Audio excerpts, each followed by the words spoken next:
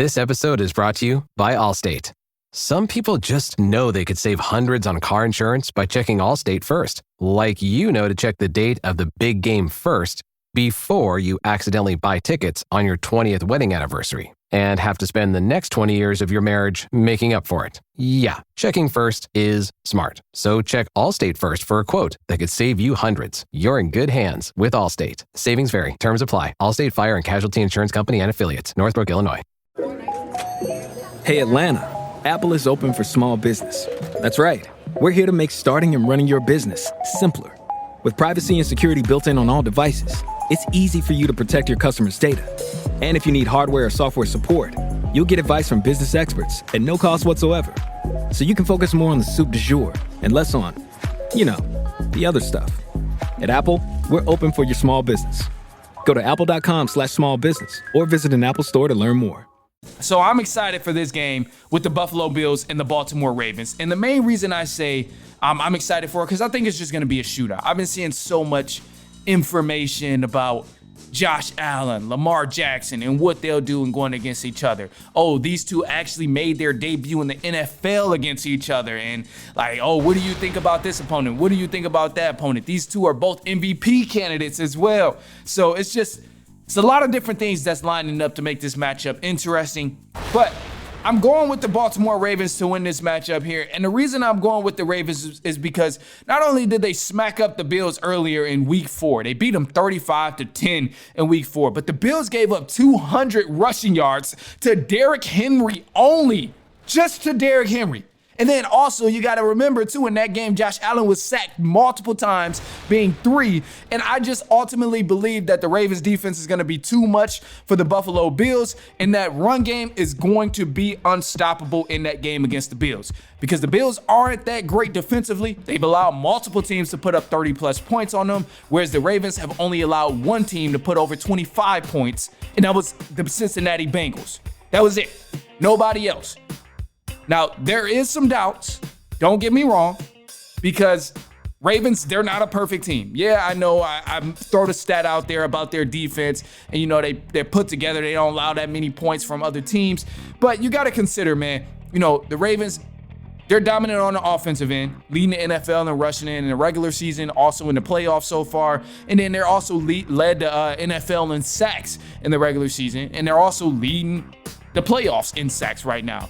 But the thing that concerns me with the Baltimore Ravens, that's secondary. The Ravens secondary is not good. Let's keep it a buck. Let's call it for what it is. The Ravens secondary is quite boo-boo, and with a quarterback like Josh Allen who lets it fly, man, he just might have enough firepower to make it happen and give his team an advantage by exposing the Baltimore Ravens secondary. Now, I believe in the Ravens. I think they can make it happen, but this is an area where I'm really raising the eyebrow on the Ravens, even though I'm saying they're going to win. Because, MVP candidate versus MVP candidate, you got to expect those guys to take advantage of the loopholes that's presented to them.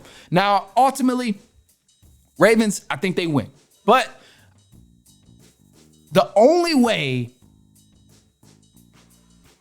the Ravens actually win this game, and I got to collect my thoughts, because I think it'll be a close game. Above all, I think it'll be a close game. I'm saying, the smallest of the smallest things are going to matter in this game between the Bills and the Baltimore Ravens, just because, both teams have weaknesses. Both teams have elite quarterbacks at quarterback and advantages on offense, because Ravens secondary is garbage. Bills have a bad run defense. They're not going to be able to stop the Baltimore Ravens run game. So it's just different things that's going to balance out in terms of the advantages and disadvantages in this game. So the smallest of the smallest things are going to matter in this matchup in terms of was that a first down even though they went for it and it was 4th and inches? Did his foot actually touch the line? Was he out of bounds? Was it a bogus penalty call? Was it a give me type of penalty call? All of these sort of things are really, really going to matter because, I see this matchup being close. I see this game being close, and I see it being nothing like what we seen in week 4 between that matchup of the Baltimore Ravens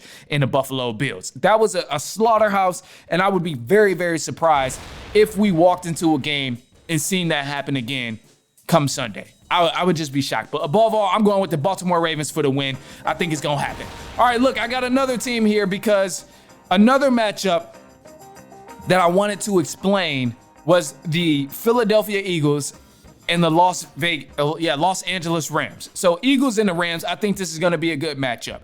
It's in Philly, and the Rams, honestly, if you've been watching the Rams, you've been following the Rams, it's clear. They have enough firepower to hang with anybody on the offensive end because Stafford is no joke. He's going to let it fly. And that offense is very creative, and that's a dynamic offense over there in LA with the Rams. So I believe no matter how good a defense is, the Rams will figure out a way to put up some points on the board. And speaking of defense, obviously, that's where we know the Eagles have a true bread and butter. So people talk about Saquon Barkley. People talk about Jalen Hurts, Devontae Smith, and A.J. Brown, all of the weapons that the Eagles have on the offensive end and how great the offensive end is. But ultimately, that defense is really, really the key for the Philadelphia Eagles, man. They've been locked in.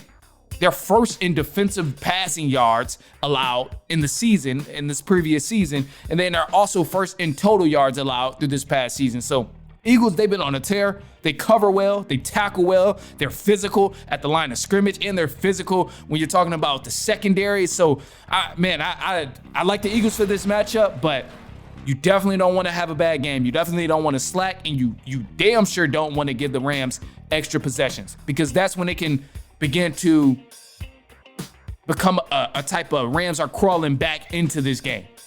Like when I look back at the Packers and the Eagles matchup, Eagles gave the Packers multiple chances to actually come back and win the game. You don't give those opportunities to the Rams, or Eagles fans will be very, very disappointed watching this matchup because the Rams are going to win, if that's the case.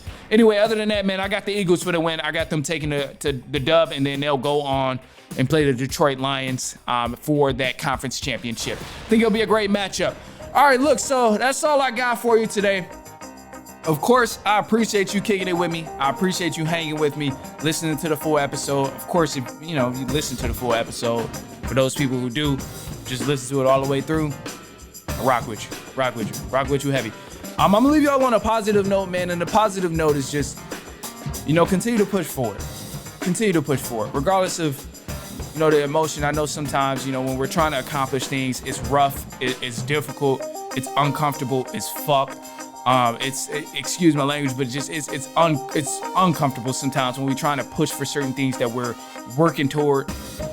It can just be so frustrating too, because things might not happen on your time, but accept those emotions and recognize those emotions, but above all, just continue to push forward. Obviously, rest if you need to, take some time if you need to, but definitely do not stop. Continue to push forward, because the only thing that's blocking you from where you want to be is just how long are you going to continue to try it and get there. That's it. This is what I tell myself. This is stuff I always repeat to myself, and I give y'all the positive note based on how I'm feeling. So, and based on the things that I've been saying in my head all week. So, y'all leave that, man. I'm gonna leave y'all with that, and then accept that however you want to accept that. But that's how I'm putting it out there. Other than that, man, look, that's all I got for y'all. Enjoy the weekend. We got a great weekend of football coming up, so definitely enjoy that. Other than that, man, hey, I'll be back later on next week, and so on and so on and so on.